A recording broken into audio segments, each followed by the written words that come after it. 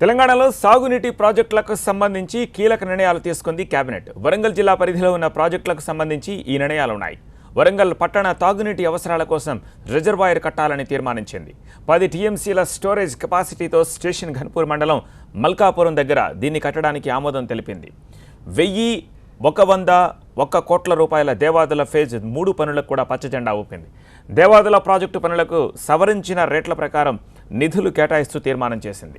దేవాదుల దగ్గరే గోదావరిపై 2,121 కోట్లతో తుపాకులగూడెం సమీపంలో బ్యారేజ్ కట్టాలని కూడా కేబినెట్ నిర్ణయించింది. మరోవైపు దాదాపు 3,500 మంది లాంగ్వేజ్ పండిట్లు పీఈటీల అప్గ్రేడేషన్కు కేబినెట్ గ్రీన్ సిగ్నల్ ఇచ్చింది.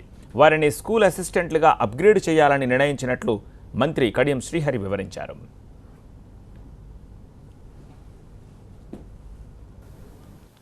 దేవాదుల ఎత్తిపోతల పథకానికి సంబంధించిన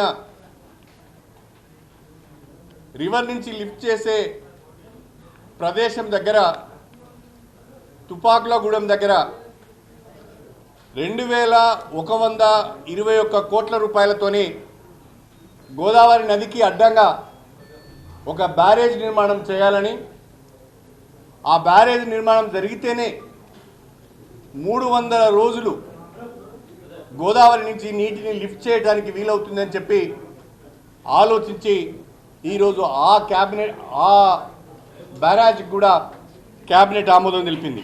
మా జిల్లాకు వచ్చినప్పుడు కూడా గౌరవ ముఖ్యమంత్రి గారిని అడగడం జరిగింది. దానికి అనుగుణంగా ఈరోజు దేవాదుల లిఫ్ట్ ఇరిగేషన్ స్కీమ్లో భాగంగా స్టేషన్ ఘన్పూర్ మండలం మల్కాపూర్ దగ్గర 10 టీఎంసీల నీటి నిల్వ సామర్థ్యంతో ఒక రిజర్వాయర్ నిర్మాణానికి ఈరోజు క్యాబినెట్ ఆమోదం తెలిపింది.